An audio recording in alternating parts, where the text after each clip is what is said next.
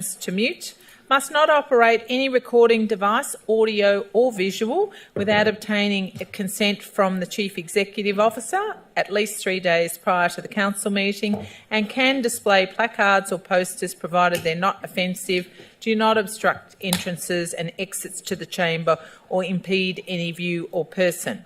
The Chair, which is the Mayor, can direct any members of the public to stop interjecting or acting offensively. If that behaviour continues, the Chair can ask an authorised officer or a member of Victoria Police to remove members of the public from the chamber. Thank you very much.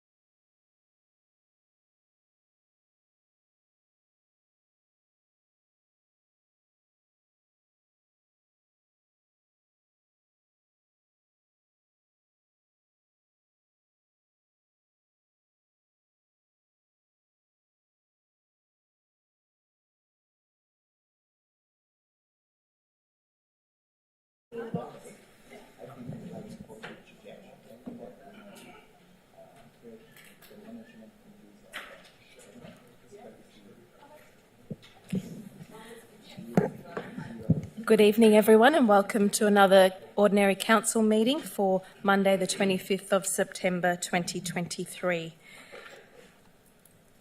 Item 1, meeting opening. 1.1, opening of meeting by Mayor. 1.2, attendance. Thank you, Madam Mayor. We have an apology this evening from Councillor Sean O'Reilly, and I just note for the public that Councillor Sophie Tan is online this evening. You can see her on the large screen behind the Mayor.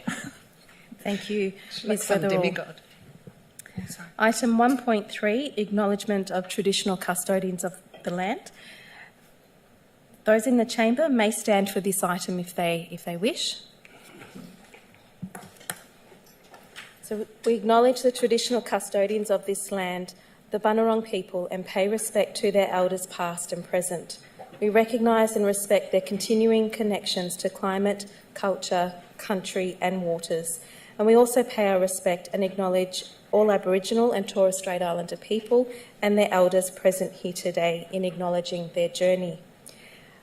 We'll also move on to the next item, 1.4, whilst we're still standing, which is the offering of prayer, reflection or affirmation.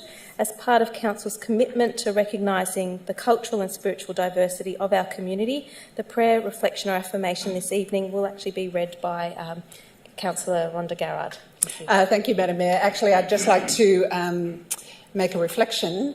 I'd like to reflect on the fact that so many community members have come in to support us here or to be present tonight, which is a wonderful to see, and I thank you all for your participation. And reflect on the fact that local government is an extraordinary institution which is so close to the community, and we often hear the negative statements about council and lots of accusations, but we rarely celebrate the extraordinary, wonderful thing that local government is, which is where people can come on a Monday night, wander in and participate in a form of local government that is very responsive to the needs of the community. So I just want to reflect on that and personally reflect that I'm very honoured to be part of this process. Thank you. May all be seated. Thank you.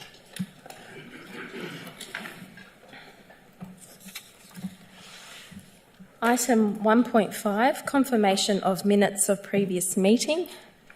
Happy to move that. Moved by Deputy Mayor Councillor Formoso, seconded by, my apologies, I don't think Councillor Formoso can, were you, sorry, Deputy Mayor, were you present at the last meeting? I've got a note. Oh, you're right. Yeah, no. Apologies. Okay. No, not a problem. So do I have a mover? Moved by Councillor Lim. Do I have a seconder? Seconded by Deputy Mayor, sorry, my apologies, seconded by Councillor Tan. It's a bit difficult when I hear voice behind me. Are there any questions, councillors? Is there any opposition? As there's no opposition, I declare this item carried. Item 1.6, disclosures of interest. Ms Weatherall, do we have disclosures of interest for this evening? Thank you, Madam Mayor. I have two for this evening. The first one relates to Councillor Jim Mametti and concerns item on the agenda 2.2.1, which is town planning application at 35 Ronald Street, Dandenong. He owns a property in the same street.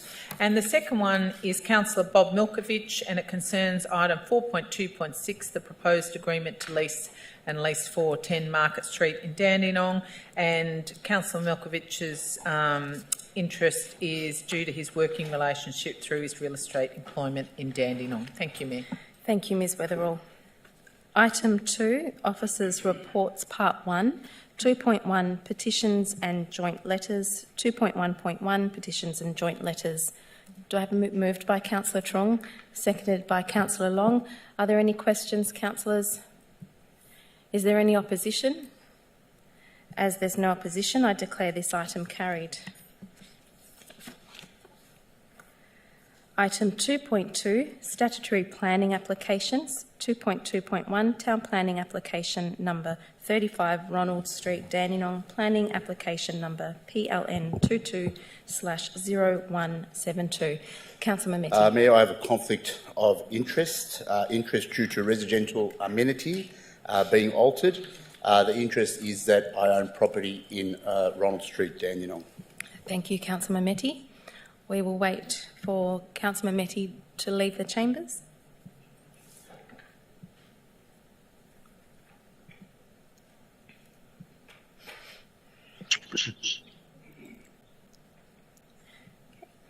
Do I have a mover for this item?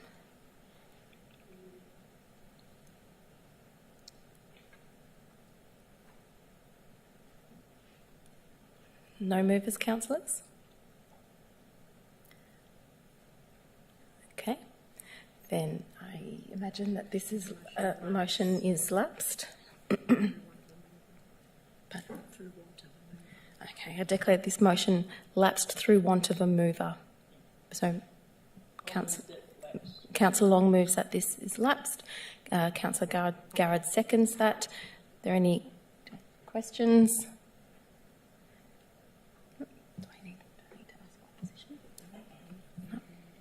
Okay.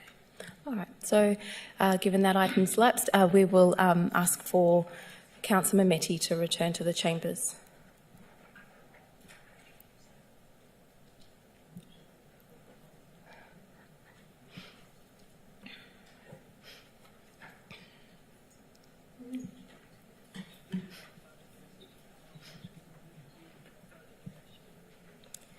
Okay.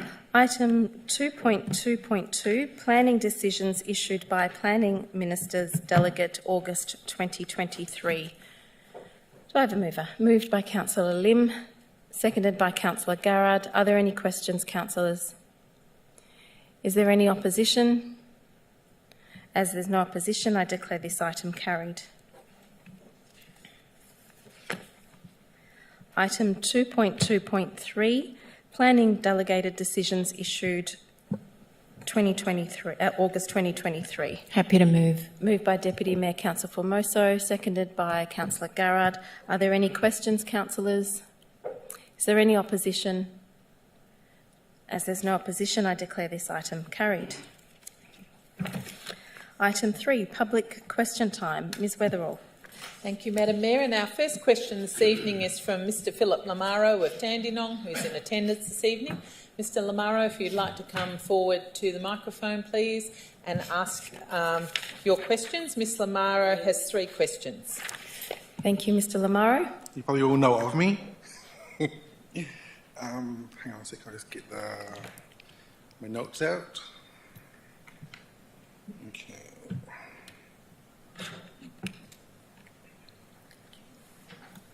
Sorry about this. Okay. Along the southern side of Dandenong Creek, that is from Hammond Road to Kirkham Road in central Dandenong, I've noticed some of the residents have fenced off public open space green land for their own personal and financial use. As per Dandenong, these residents have fenced off public green open space for their own individual personal use and their own financial benefit. As per land value, this is well over $1 million worth of land being used by residentials for their own personal use. Sorry about this, I'm a bit nervous. Okay. Okay. Can council explain in an area with low green open space why it is allowed residents to fence off public open green space for individual use and not for everybody else to use? Did you want to go through the other questions that you have regarding? No, we'll go one by one. One by one? Okay. So I'll put that first question to Ms Trimble.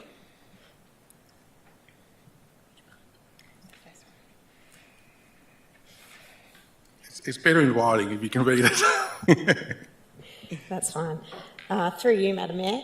Thank you for the question tonight, Mr Lamaro. Firstly, the question doesn't actually specify the subject land where the alleged occupation is taking place. The area outlined is quite substantial in nature. So in that regard, it's important that when we are dealing with these sorts of allegations, we actually need an address or a specific location and whatnot. So we will take that particular part of the question on notice and make contact with you after the meeting to talk that through with you. Can I raise that? Sorry. So just to follow up, you're agreeing that privatising of public land for individual personal use is not right? So it can only be a clarification question, Mr Lamaro. That's what I'm asking. That was the clarification. Ms Trimble, are you... Oh, Ms Weatherall, could you please respond? Thank you. Through you, Madam Mayor, I think at the end of the day, council is concerned if private property owners took over public land, but we need to investigate the specific aspects of the location of this land. So if we can have those details provided, please, officers would be happy to I'm happy to investigate. give you those details. Thank you, Mr Lamaro. Next question. I have noticed how passionate council and councillors are on saving the trees in Noble Park from the state's planning approval on Douglas Street. I would like to raise a similar issue on Greater Dandenong Council's approval of the Dandenong Hub. The site of the hub has large advanced trees similar to the ones on Douglas Street that will be cut down for the future development. Council owns land on Clough Street that has no trees on it and no plans or permits. So can Dandenong Council and councillors see the irony of this and ask them to do what they are asking the state to do? Can council look at not cutting these trees down by relocating the hub like you are asking the government to do with Douglas Street? Thank you, Mr Lamaro. I will put that question to Mr Trinkogana, please.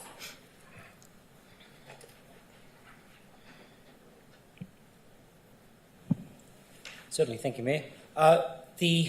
The favoured option for the hub, option 2, is designed around preserving the significant trees. At the moment, we've got our architect working through with an arborist to assess the trees, but the intention is to save the significant ones, to assess the health of what else is there, and then ultimately the design can take that into account. Thank you, Mr Trinkogana. Didn't really answer the question, but okay. So, Mr Lamaro, would you like to move on to your third question? Hang on one sec. So you're just going to look at them and decide later on if you're going to cut them down or not, is that correct? As a follow-up, is that the question, is that the statement you're saying? So, I'm just reimbursing what he said, I just want to double check.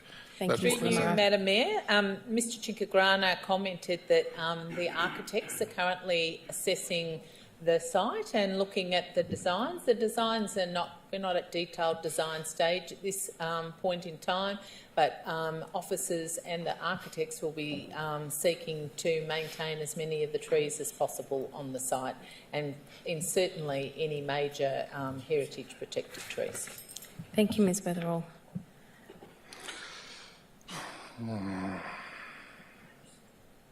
Mr Lamar? Okay, last question. Sorry about this. It's okay. I would like to raise the issue of Dandenong Creek to the Council. Currently, Dandenong Creek from Clough Street to Eastlink is a concrete stormwater drain.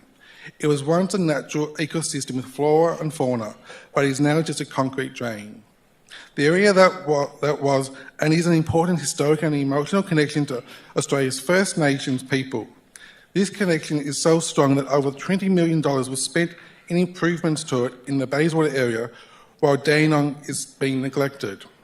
Dandenong residents deserve the same as Bayswater residents on having a rejuvenated natural creek. We are not second-rate citizens. We deserve the same. I have emailed council repeatedly before. I have repeatedly emailed Melbourne Water, and even Gabrielle Williams, my local minister, and all three departments advising me that is not their area and I need to contact another. The Dandenong Council has repeatedly advised it is Melbourne Water issue. Melbourne Water advises it is Dandenong Council's responsibility. And Gabrielle Williams didn't care or have enough respect for her electorate to respond only to finally say that after the fourth email that she is not the Minister of Water, so nothing she can do. Would council members, including the Mayor, please send an open letter to Melbourne Water and the Minister of Water on the neglect of Dandenong Creek and push on an agenda to improve this area? As I said earlier, Dandenong residents deserve the same as residents in Bayswater.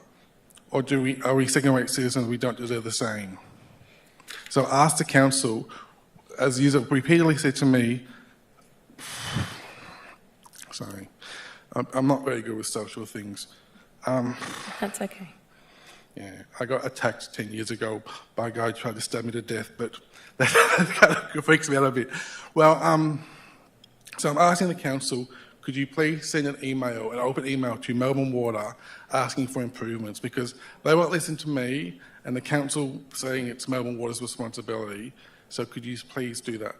Okay, thank you, Mr Lamar. I'll put the question to Mr Trincognani. Thank you. Thank you, Mayor. Look, yes, this portion of the creek is clearly Melbourne Water responsibility, but council works very closely with Melbourne Water, and particularly we're working with them through the Integrated Water Management Forum. This forum will be the most appropriate opportunity to raise this issue, and we can bring that to that attention at the next available opportunity. So you want to send an email, is that the follow-up?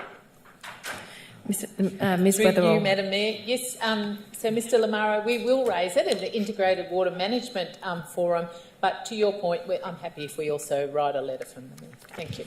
So what was that say? Can you? So Yes. We're happy to also email? write a letter. Yes. Will it be an open email for everybody to see? Yes, we'll send you a copy of the Thank letter you. we sent. Thanks. Thank you, Mr Lamaro. Ms Weatherall, are there further questions? Thank you, Madam Mayor. Our next question is from Pam Naylor. If Pam would like to come up to the microphone, please. She has 2 questions. Thank you, Ms Naylor. Hi everybody, councillors and all those streaming tonight. My name's Pam Naylor and I'm a resident of Noble Park.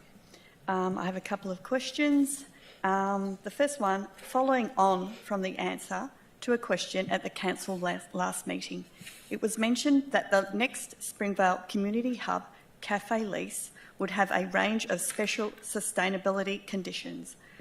When is the lease for this cafe going to be drawn up and finalised? That is my question.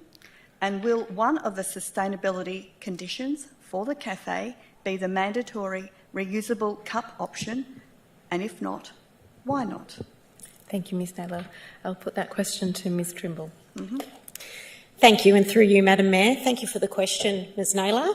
The current lease is nearing the end of its first term of 3 years, and there are 2 further option terms of 3 years under this particular lease.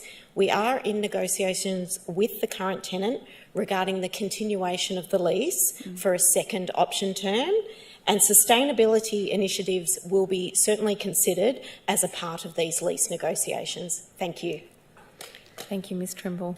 Okay. Ms Naylor, your second question. Righto.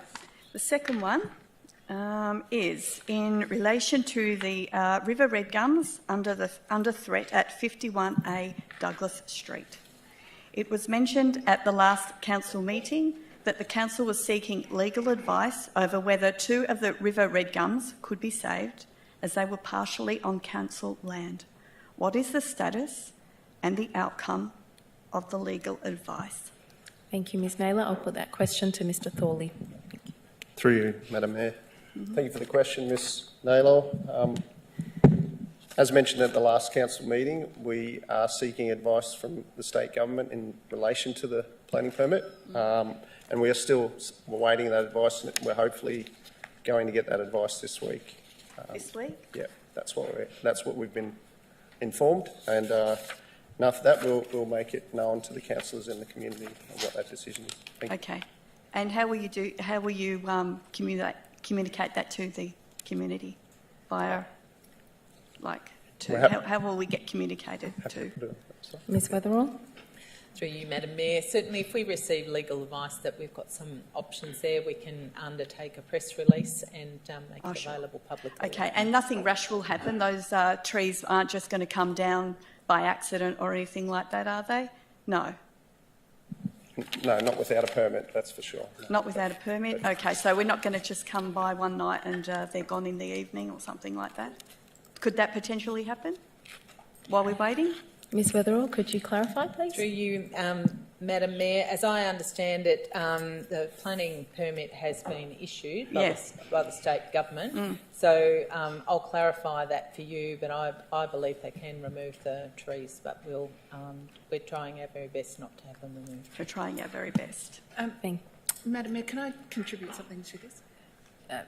You can respond. Madam Mayor, a response we received from Jodie Bosman, one of our directors previously, was that that couldn't happen because the council has not yet provided a permit from the council. So my understanding is clearly that that can't happen at this stage. Can we just make sure that... Can we get clarification on that, please, Mr Thorley? That would be great. Thank you. Provide that on notice, through you, Madam Mayor. Thank you. Thank you, Ms Naylor. Ms Weatherall. Thank you, Madam Mayor. Our next question is from Emily Sloan of Dandenong. Is Ms Sloan here? And Ms Sloan has 2 questions. Thank you, Ms Sloan. Thank you. At a previous council meeting, you were asked about the Greater Dandenong Council resourcing for the sustainability strategy and also the climate emergency strategy. We were told that there was currently 38 of the 44 actions would need to be delayed or abandoned due to lack of resourcing. So the reply that you gave at that point was listing a range of actions that have been completed, but you didn't answer the question. So as the Public Council report from the 27th of Feb this year noted, other councils do have bigger sustainability teams. So I want to be really clear and put this question in black and white for an answer. When is the council going to staff and fund these 2 strategies so that all 44 actions are resourced, none are abandoned or delayed due to lack of resourcing? Okay. Thank you, Ms Sloan. I'll put that question to Mr Thorley, please. Thank you, Madam Mayor. Thank you for the question, Ms Sloan. I'm happy to advise at the last council meeting, Council recently converted a temporary sustainable planner position to a permanent role and has also approved an additional sustainability planner. The addition of these roles will make a significant difference to our ability to implement the relevant strategies, noting that further resources may still be required. Once both of these roles are filled and operating at full capacity, we will take a further review of resourcing versus our work commitments, and then we'll undertake this further to determine what further resourcing that may be required. If further resourcing is required, these requests will need to go through our annual budget process. While we currently have a small sustainability team, they do an exceptional job, and Council is committed to supporting them and our sustainability strategies as best as possible within its resourcing capacity. Thank you. So there's still not a date in that reply. Ms Weatherall? Through you, Madam Mayor, council officers are doing their very best to meet the requirements around the strategy, but unfortunately, due to resourcing constraints, we can only do our very best to endeavour to complete that. I think council has put on the public record that we have a significant number of aspirations around what we would like to achieve in regards to climate change, but sadly at this point in time there's limited resources, and it will be considered as part of the mid-year budget review. So there's an irony in asking when something will be resourced and then being told that we can't determine when it will be resourced. Ms Sloan? It isn't Ms Sloan, we cannot get in, those in the gallery that are asking questions cannot enter into debate with officers. So if you could please move on to your next question, that would be great. Thank you. I wasn't trying to debate, but I would like a date answer. Question 2. It was mentioned at a previous council meeting that council is well underway to meeting its 2025 corporate target of having net zero emissions, which was great but surprising news because the Public Council report of Feb this year said that the 2025 target was not going to be met. So, when is Greater Dandenong going to meet its net zero corporate emissions target? And what are the emission mitigation measures, pathways and current emission trajectories associated with it? And it's another time question, looking for a time-based answer, not an aspiration-based answer. Okay, thank you, Ms Sloan. Mr Thorley, please. Through you, Madam Mayor, thank you again for the question, Ms Sloan.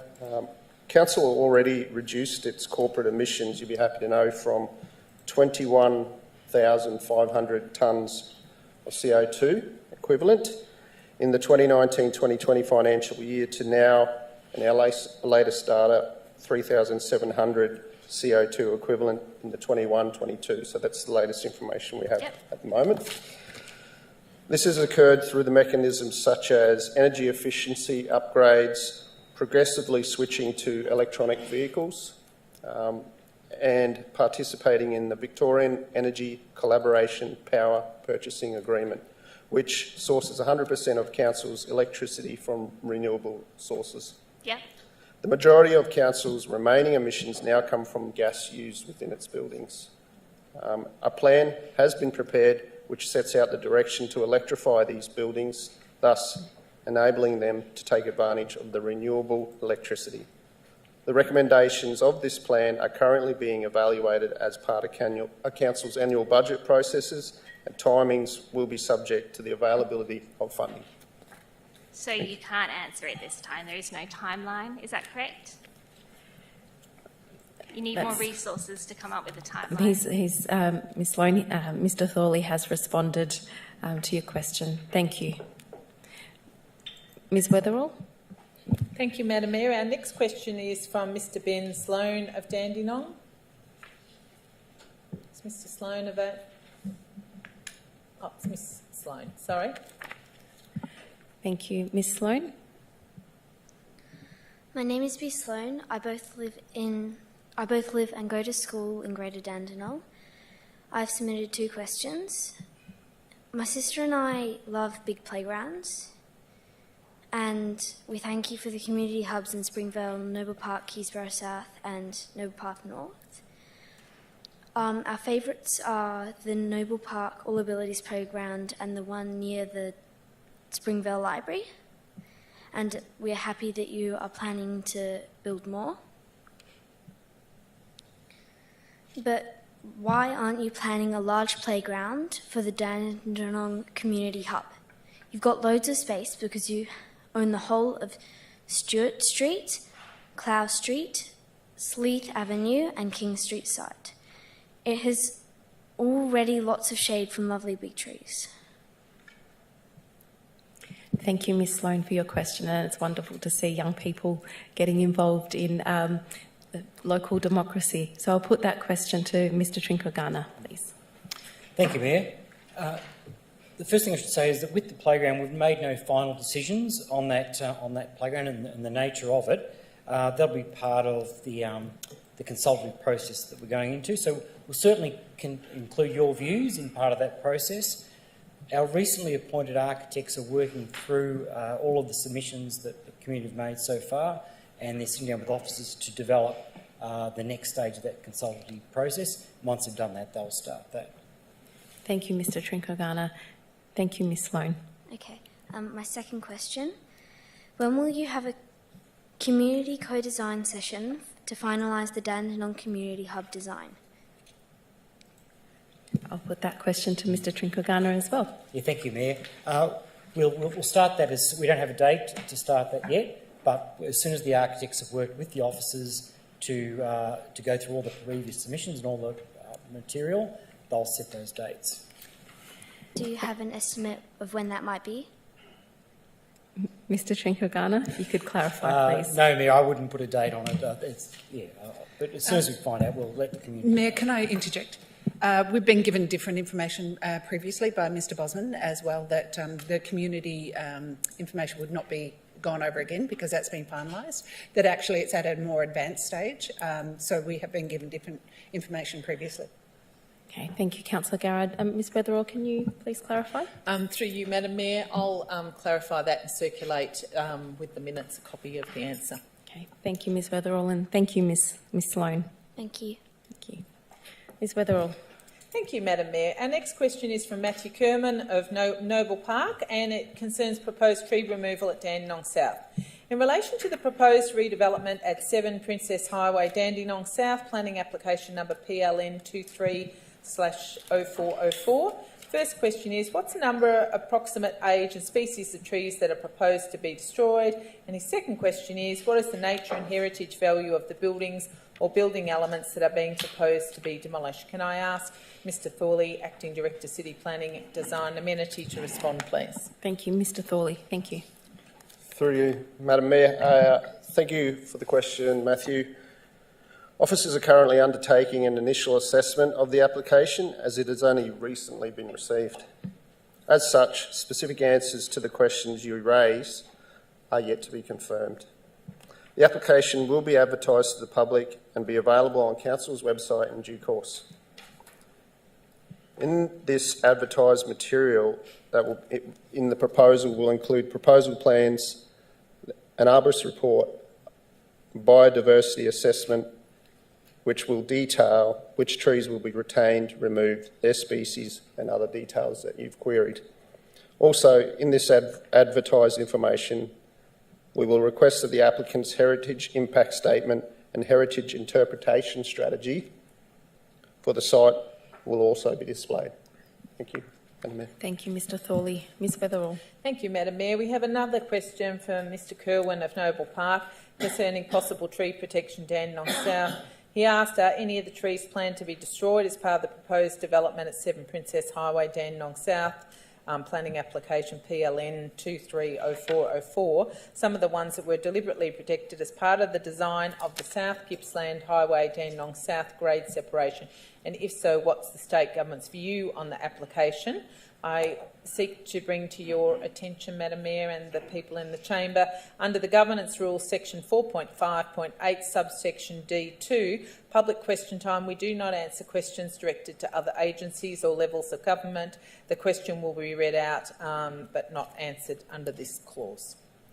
Our next question, Madam Mayor, is from Angela Walsh of Noble Park, and it concerned disruptive dogs in Noble Park. I live on Heatherton Road in Noble Park in a townhouse on a lot with 6. Next to me is a lot with 10, on the other side a lot with 3. All up the road there are blocks with multiple townhouses. Recently a lot of people have been buying dogs. Their dogs bark and bark all day long and sometimes at night. I'm surrounded by at least 4, maybe 5. These dogs are very loud and disturbing. The yards of these townhouses are not big, so some are as small as 2 by 7 metres. My immediate neighbours are mere metres away. I've asked council to educate them, but now I'm overwhelmed with it, even more barking. One sets another one off, which sets another one off. I think people should need to apply to own a dog in this highly dense environment, and if their dog barks incessantly, they shouldn't be able to own dogs here. How likely is it to bring something like this in? I'm exhausted by calling council. I don't want to find my neighbours, and I feel like I'm outnumbered here, as most neighbours will put up with it to keep the peace. but I really do not have any peace in my home where I've lived for 12 years now. Can I ask Mr Thorley, Acting Director, City Planning, Design and Amenity, to respond, please? Thank you, Mr Thorley. Through you, Madam Mayor. Thank you for your question, Ms Walsh. Council's Regulatory Services team have in place a customer service orientated process designed to assist with noise complaints such as barking dogs.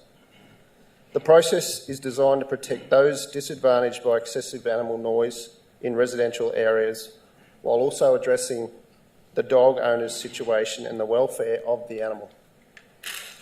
While Council is bound to certain legislation when investigating matters of this nature, Regulatory Services officers work with the community to reach positive outcomes. Throughout these investigations, Council officers may require neighbouring community members to take records such as noise diaries or recordings to assist in establishing patterns of behaviour and then assist with evidence. The investigation process can take some time to reach a conclusion, and we urge that the affected community members to remain engaged with Council officers throughout the process to receive updates. We also encourage our wider community to contact Council to learn more about the barking dog process and to report all matters of excessive dog barking to us through our customer service section. Thank you. Thank you, Mr Thorley. Ms Weatherall. Thank you, Madam Mayor. Our next question is from Elizabeth Grasso of Keysborough, and it concerns Sandown Racecourse Master Plan. When is the Sandown Racecourse Master Plan going to be publicly exhibited? Can I ask Mr Thorley to respond, please? Thank you. Mr Thorley, please. Thank you, Madam Mayor. Thank you for the question, Ms Grasso. Council submitted a request to the Minister of Planning in September 2022 to formally commence the planning scheme amendment for the Sandown redevelopment and to undertake community consultation. Following this, the Minister for Planning requested further information, which Council has now provided. Council now continues to wait for a decision from the Minister of Planning on whether they will approve the formal commencement of the amendment or for it to proceed to community consultation. At this time, Council does not have a firm date on when this decision will be made by the Minister. Thank you, Madam Mayor.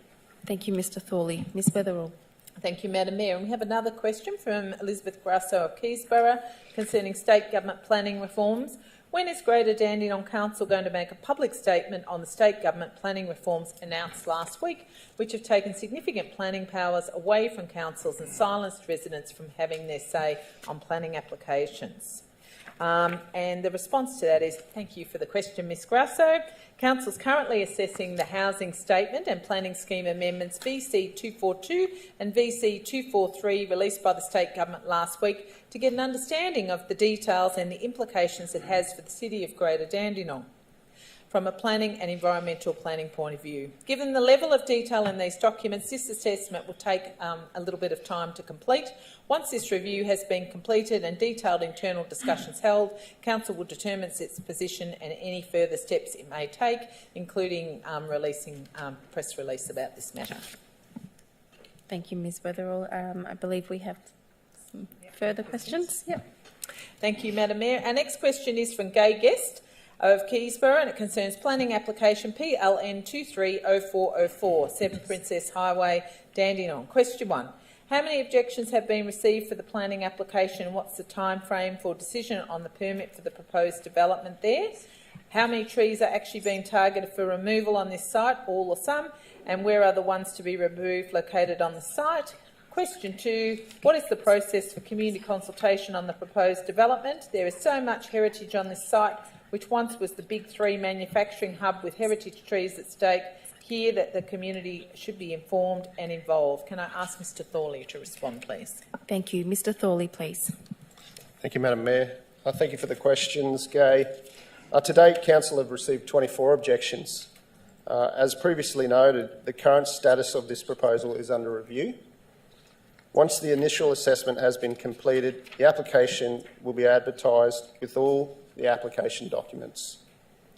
Following the advertising period, officers will consider all submissions along with all relevant matters prior to making a recommendation on the proposal. Thank you, Madam Mayor. Thank you, Mr Thorley. Ms Weatherall. Thank you, Madam Mayor. Our next question is another one from Gay Guest of Keysborough and concerns Emergency Heatwave Forum.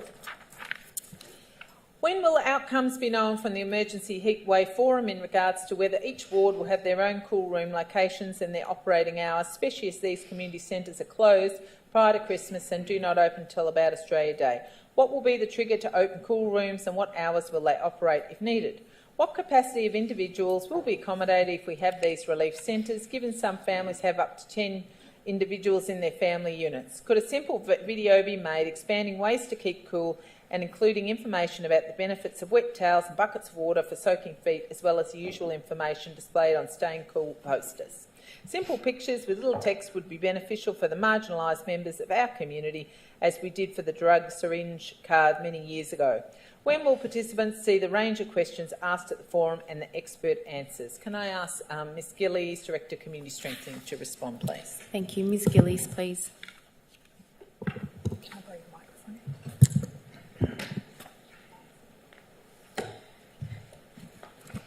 microphone? Apologies for the technical issues.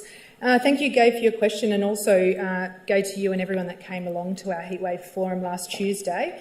As shared with participants at the event, the best source of key safety information for all emergencies is on the website www.emergencyprepare.com.au. And I'd like to point out on the top right-hand side of that website, there's actually a little button that enables you to translate the content of that website to over 100 languages. As you suggest, there are videos and posters, etc. I do note, though, that work is currently being undertaken to ensure that these are easily accessible for our community. And we'll work with Council's marketing and communications team to ensure appropriate distribution of the key information for our community. That will also include things like making sure there's appropriate subtitles on videos and posters in language as well. Clearly, there's a desire for more information around what people should do in an extreme heatwave and what Council's emergency plans will look like. The Greater Dandenong Municipal Emergency Management Planning Committee, we love a good acronym, MEMPEC.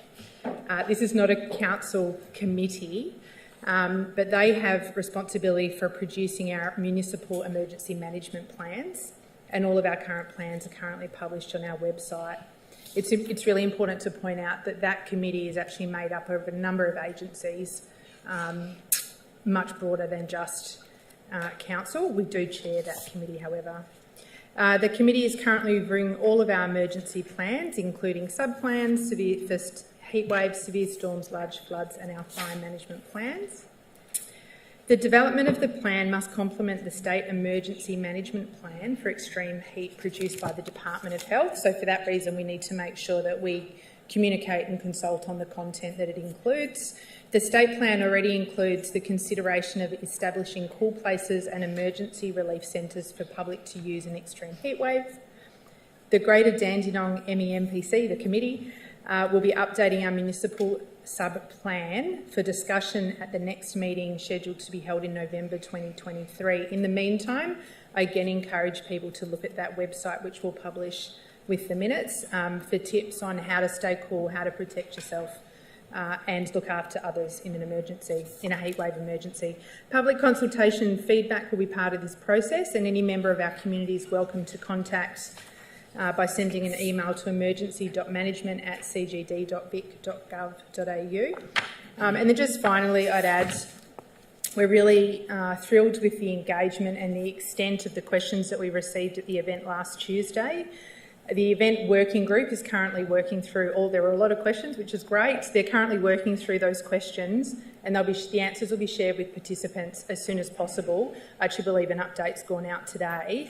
But it's worth noting that we're coordinating responses from a number of agencies. It's not just from council officers, so we might just take a little bit longer to get those through, but we'll certainly distribute them as soon as possible in the coming weeks. Thanks. Thank you, Ms Gillies. Ms Weatherall. Thank you, Madam Mayor. Our next question is from Zoe Mole of Keysborough and concerned education to the community around feral cats. As a resident of Central Springvale, I'm aware of at least 4 houses within a 200-metre radius of my home that support stray feral cat colonies by feeding them. The cats end up in the yards of our residents, defecating and leaving foul-smelling sprays on the property. There's risk of harmful bacteria, toxoplasmosis, entering the soils we grow our backyard vegetables in. Our children play in the soils and stand out there. Native animals vital to the web of life are suffering across Australia. I know Council knows these things and I commend the actions being taken to eradicate the problem of feral cats. However, I believe we need a strong leadership in educating the community now about the harmful effects of feeding stray cats. I've inquired twice about a potential letterbox drop being formulated and translated for people like myself to provide our neighbours who are perpetuating the problem. However, I've not been responded to yet. Can Council, alongside other efforts made, formulate or assist me to do so a simple education flyer on the harmful effects of feeding stray cats that can be dropped into mailboxes by residents seeking to notify their neighbours anonymously? There may be information online or in the newsletter, but many people don't read these sources of information. An informational letterbox drop would be more direct, and we all know a little education go a long way. Thank you for your time. Can I ask Mr Thorley to respond, please? Thank you. Mr Thorley, please. Thank you, Madam Mayor. Thanks for the questions and suggestions, Ms Mole. Earlier this year, the City of Greater Dandenong made a firm commitment to the matter of cat overpopulation in the municipality by introducing a new Domestic Animal Management Plan, or a DAMP, containing many new initiatives to combat the issue of feral cats. One of the major initiatives within the plan was the introduction of a cat management strategy that focuses on the many challenges that we face within our community. The strategy focuses also on three major actions, being education, increased registrations, desexing, and increased enforcement capacity to reduce the feral cat issue. Council acknowledges that most effective action will be community education, and we agree with your comments, and has begun an education plan that will engage with the community through many different platforms, such as social media and, as suggested, a printed letterbox drop. Thank you, Madam Mayor. Thank you, Mr Thorley. Ms Weatherall. Thank you, Madam Mayor. And I might just add to that answer. So for Ms Mole, we'll also send her a copy of that printed letterbox drop if she'd like to photocopy that and circulate to other residents. Our next question is from Mr Colin Smith of Dandenong South, and it concerns the LXRP's level crossing removal project proposal to close Progress Street, Dandenong South. Firstly, thank you for the support so far from Council and its executives. The efforts to visit us and see the issue has been heartening and appreciated. Firstly, we believe meetings have been held between CGD and various parties who propose the closure of Progress Street. Can Council please assist the concerned community by elaborating on these meetings and their outcomes? Question 2, a very strong request from Council was sent to Jacinta Allan, Deputy Premier of Victoria, to cease works on this project until Council concerns are placated. Given that Jacinta Allan, LXRP, have they been able to satisfy the City Greater Dandenong's concerns? And question 3, recognising LXRP are continuing unabated, what is Council further doing to effect the cessation of this dangerous proposal? Can I ask Mr Chinkagrana to respond, please? Thank you. Mr Chinkagrana, please. Thank you, Mayor. Obviously, a lot of the detail for this will be presented in the Council report coming up under item 4.2. But just if I can reply as succinctly as I can to the three questions. So question 1, discussions were held at the meeting with the representative from the Minister's office that included the Honourable Gabrielle Williams MP, senior representatives from the project team, and the rationale relating to the current option selection was clarified. The councillors attending weren't satisfied with that all the questions were fully responded to, and a letter was subsequently sent from the Mayor to Minister Allan with requests including for consistent and transparent engagement with all stakeholders, to incorporate the level crossing removal options considered, and also seeking clarity on how Fowler Road will be upgraded to address the full range of concerns raised. The letter included a request to place construction works on hold until the request was satisfactorily met by the project. With regard to question 2, Council is yet to receive a response from the Minister's office. Our office is aware that the project is preparing a community update, and that which we understand that this is intended to address the concerns that the Mayor has raised with the Minister. With regard to question 3, until Council assesses the response from the Minister's office and from the project, Any statement regarding a further response from the council would be premature. Thank you, Mr Trincogarna. Ms Weatherall, are there any other No more questions, Madam Mayor. Okay, thank you. Councillors, I do need to advise you that we do need to make a decision on item 2.2.1, whether it be approved, refused or deferred. So I will return back to that item now, and Councillor Mehmeti, please. Madam Mayor, once again, I have a conflict of interest in this item. It is a direct interest. It's interest due to residential amenity being altered. I own property in Ronald Street, Dandenong. Thank you, Councillor Mehmeti. We will wait until Councillor Mehmeti leaves the chambers and we will revisit this item.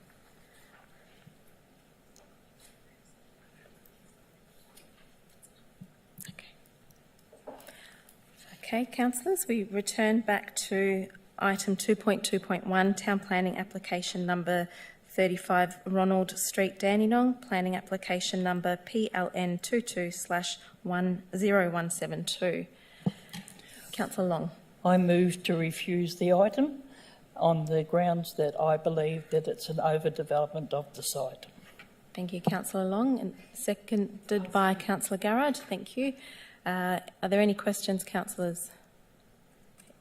Is there any opposition to Councillor Long moving to refuse the item? Okay. As there's no opposition to that, I declare that the item be refused. Can we please call Councillor Mehmeti back in?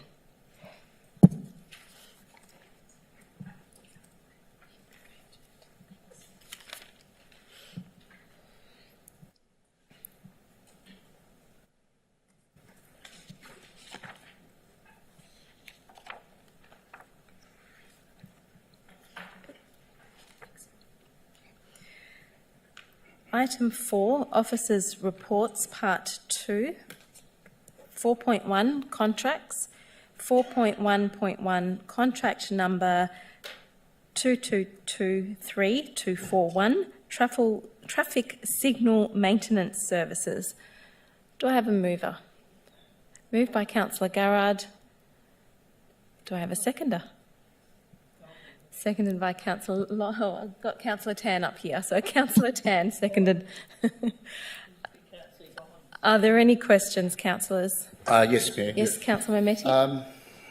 For a recommendation of this sum is normally done under delegation. Is this something new that's come into council? Because the CEO, the Chief Executive Officer, under delegation is authorised to, when the contracts are at this price, I think it might be $100,000 or $200,000, can be done under delegation. Is this something that we're going to start to see new? Any sorts of contracts coming to council from now on? Thank you, Councillor Mehmeti. I will put that question to the CEO, Ms Weatherall. Thank you, Madam Mayor. I was actually on leave when this report was put up. So does Mr Trincogarna have a reason why we put that report up? Thank you, Mayor. I think it's the accumulation, the number of years, the cost per year, and the two elements of the contract add up to a substantial amount. So that's the significance of this contract. Thank you, Mr Trincogarna. Are there any further questions, councillors? Councillor Milkovich. Thank you, Mayor. Yeah, I've noticed on the documentation there was only 2 tenderers. Is that pretty standard, or is there no more companies that actually deal in this sort of maintenance things for the councils? Thank you. Thank you, Councillor. Mr Trincogarna, please.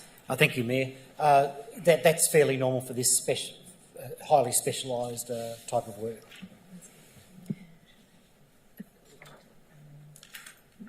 Thank you, Mr Trincogarna. Through you, Mayor.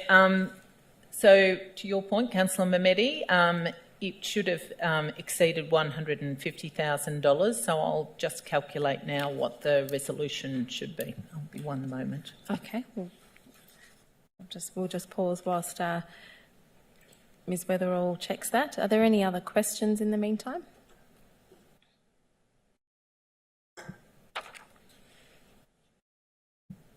Hi, Mayor. Yes, Councillor Tan.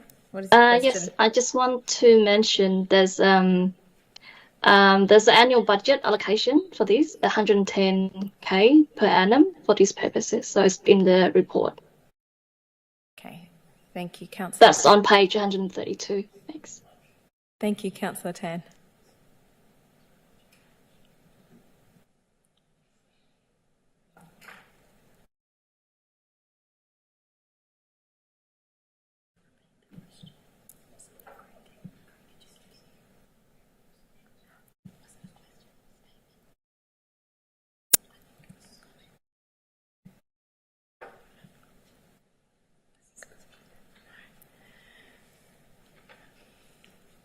Thank you, Ms. Weatherall.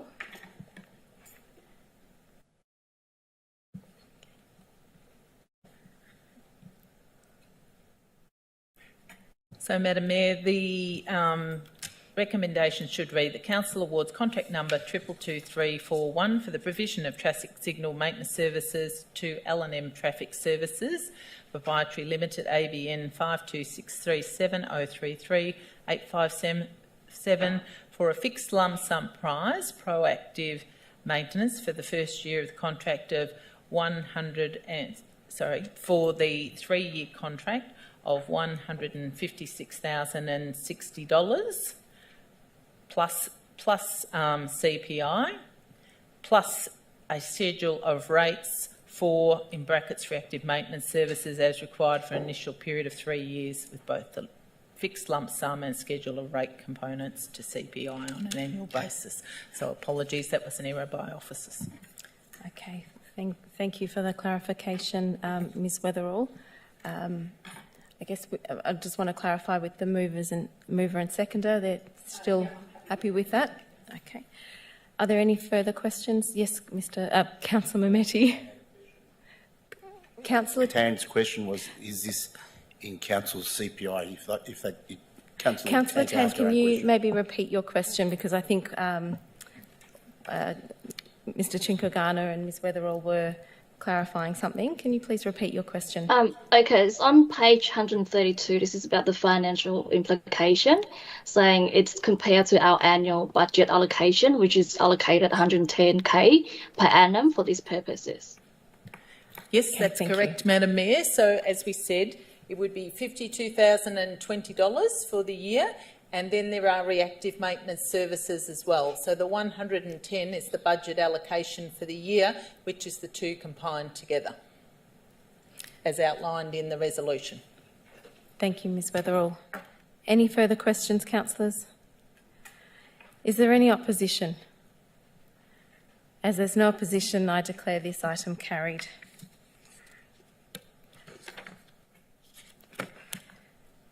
Item 4.1.2, contract number 2223-50, concrete drainage and asphalt maintenance service. Moved by Councillor Dark, seconded by Councillor Milkovich. Are there any questions, councillors?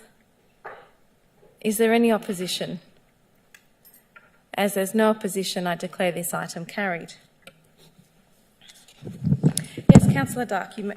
Thank you, Mayor. Yes, I do, Mayor. Thank you. I just want to seek clarification, I suppose, for those who are in the gallery and those who are watching, regarding last council meeting's deferment of this item. The item, we did seek some further clarification. There are some additional reports and information coming back to councillors. The companies that are in question that are in here are not so much as the cause, as much as I think that what is coming from the batching plants and in other systems that are coming through into these contractors who then do that work. So I just wish to congratulate the winners or the people who have been awarded the tender and wish them well. Thank you, Councillor Dark. We'll move on to item 4.2 other. 4.2.1 Progress Street Level Crossing Removal Project. Happy to note the report. Second. So moved by Councillor Mehmeti, seconded by Councillor Dark. Are there any questions, councillors? Yes, Councillor Garrard, what's your question? Thank you, Madam Mayor. My question is to the relevant officer regarding, whilst we have no time frame on a response from the Minister, was there agreement among the ministers present that the issues that have been identified are urgent including the safety issues, the many safety issues that have been identified as problematic with Progress Street. Was there shared agreement among those ministers present that they support the halting of works and they support the issues that have been identified as urgent and of great concern? Thank you, Councillor Garrard. Mr Trincogarna, you could respond, please. Thank you, Mayor. I wasn't at the meeting, so I can't speak for the ministers on their behalf. Sure. Councillor Mehmeti, you were there. Thank you. It was non-negotiable. They weren't going to stop. Sorry, it was not negotiable. They weren't going to stop. That was their answer. They weren't going to stop. Can I seek clarification on that? So you're saying that the ministers representing us that were there from the upper house and the lower house did not take the council's position and push back on this project? Thank you, Councillor Garrard. Are there any other questions? Thank you, Mayor. Yes, Councillor Mehmeti. Just recently this afternoon, I've actually received a works notification for Progress Street, Dandenong South site investigation for November 2023. It states that they're actually going to start imminent work, which is going to start from Tuesday 26 September and will progress to early November. We'll continue to intermittent site investigations along Progress Street, Fowler Road, Nathan Road and Helen Valley Road. So as far as I understand, the government is progressing as planned. Thank you, Councillor Mehmeti, for clarifying. Can I seek further clarification from Councillor Mehmeti? The people, the business people objecting to this on very legitimate grounds, are they taking further action to prevent this prior to commencing of works? Thank you, Councillor Mehmeti. They are just relying on what we've been doing so far, and I think they're working with Australia Post as well. But this email that I've just read, I see that your name is on that email address, and it was received today at 11:10 a.m. by all councillors of that imminent work progressing. Thank you, councillors. Are there any further questions? Do you have a question, Final question to the relevant minister. Sure. What further action, given that what we've done so far appears to have had no impact, is there other avenues which we can take in terms of, is there an angle in terms of us preventing the progress of unsafe works? Thank you, Councillor Garrard. Mr Trincogarna. Yes, Mayor, from my understanding is that whilst they're not stopping the preliminary works that they're doing, so seeking permits, doing investigations, they have undertaken to halt the construction until they get this community update out to us. So our action is to wait for this community update and then respond to that. Just seeking clarification, the community update is coming from the minister. Is that from the Jacinda Allen? Thank you, Councillor. Mr Trincogarna. Thank you, Mayor. The community update is coming from the project. Do we have a time frame on when we receive the community update? Mr No, Mayor, no, we don't have a time frame on that. Okay, thank you. Just to urge the council to make sure that we get that community update before works start to progress, and that if we can get a time frame on that, so that we can reassure these businesses that substantial work is not going to be commenced. Thank you, Councillor Garrard. Thank you, Mr Trincogarna. Any further questions, councillors? Is there any opposition? As there's no opposition, I declare this item carried. Item 4.2.2, draft minutes of the Positive Ageing Advisory Committee meeting, 10th of August 2023. Happy to move that. Moved by Deputy Mayor Councillor Formoso, seconded by? Seconded by Councillor Tan. Are there any questions, councillors? Yes, Councillor Garrard. Thank you, Mayor. I note in the minutes of the meeting that the market lift has not been working and preventing access by older persons and persons with a disability. Has that now been rectified? Thank you, Councillor Garrard. Mr Trincogarna, if you could please respond. Thank you, Mayor. Last week repairs were undertaken to the lift and it was activated. Subsequent, there's been some other issues that need to be investigated, so the lift has been stopped until those additional maintenance tasks are investigated. Madam Mayor, my question is, are we making alternate provisions for older persons to be able to access the market whilst these works are taking place? Thank you, Councillor. Mr Trinkogana. Yes, Mayor, we've got ramps available for access to the market, and that's the alternative to the lifts. Thank you, Mr Trinkogana. Any further questions, councillors? Is there any opposition?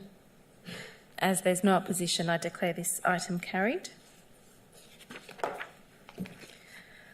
Item 4.2.3, draft minutes of Disability Advisory Committee meeting, 21st of August 2023.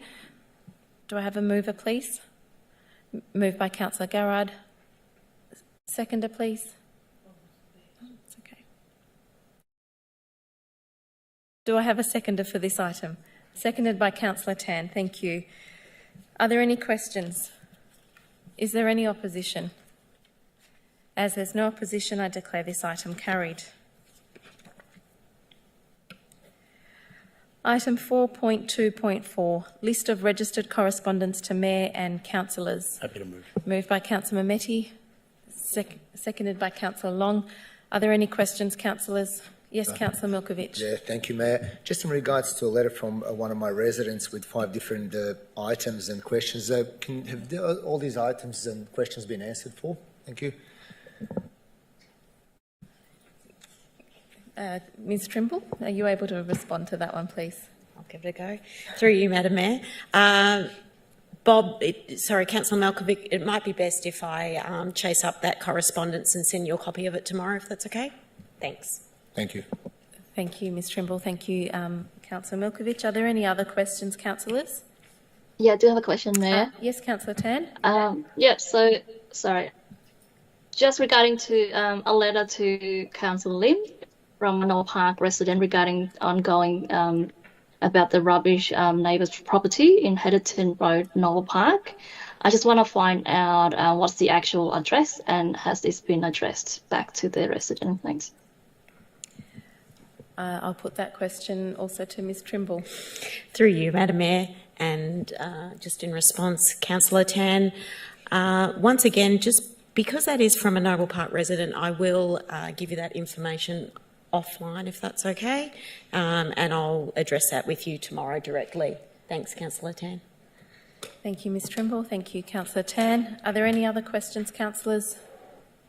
Is there any opposition? As there's no opposition, I declare this item carried. Item 4.2.5, report on matters discussed at councillor briefing sessions and pre-council meetings. Moved by Councillor Memeti, seconded by Councillor Lim. Are there any questions, councillors? Is there any opposition? As there's no opposition, I declare this item carried.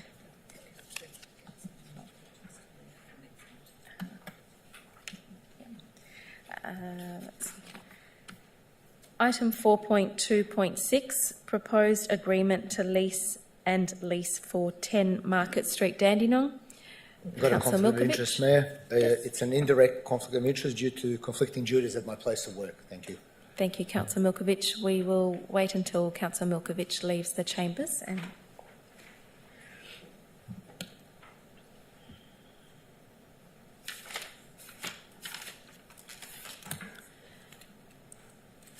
Okay, so do I have Happy a to mover? move that. Moved by Councillor Memeti. Do I have a seconder? Seconder. Seconded by Deputy Mayor Councillor Formoso. Are there any questions, councillors? Now, I want to just record an Yes, abstention Councillor on this Dark. matter, please. I think the abstention by Councillor Dark. Are there any questions? No. Is there any opposition? As there's no opposition, I declare this item carried. Thank you. Thank you, Mayor. Councillor Memeti. Yes. This is taken a few years to get to this stage, and it's taken a lot of work from council officers and also from member of the community and also ways to actually develop 4 new homes for people who are on bad luck, have certain circumstances they're in, and this partnership between council and Ways and somebody in the private community have come together to make sure that we're putting ourselves into social housing, and this is what it is. Council has been working over many years to try and get in partnership with social housing to help people in our community who need the help, and I think this is one of our first, and I look forward to hopefully that this council can actually participate and get involved in more social housing. As we know, it's difficult times out there. We know how difficult it is for people to actually find homes to live in, and this is something that, as a long-term councillor who has been working really hard to actually get this kind of homes built in our area, and for it to come to fruition, council has purchased the land, and a third person in the community will actually build these homes, and Waze will manage it for over 30 years. So council is in a win-win situation, as is Waze, and also the person from our community. So I thank all councillors for supporting this motion. Thank you, Councillor Mehmeti, and couldn't agree more. It's a very generous partnership that's been created because of this, and it's only going to better our community. The more social housing that we have, the better it is for our, the residents in our community. Can we please bring Councillor Milkovich back into the chambers, please?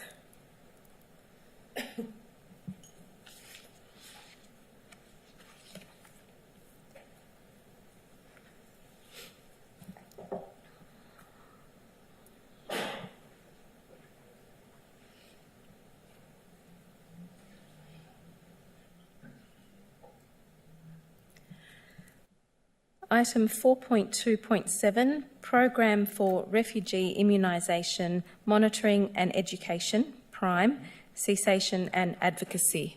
Moved by Councillor Garrard, seconded by Deputy Mayor Councillor Formoso. Do I have any questions, councillors? Councillor Garrard.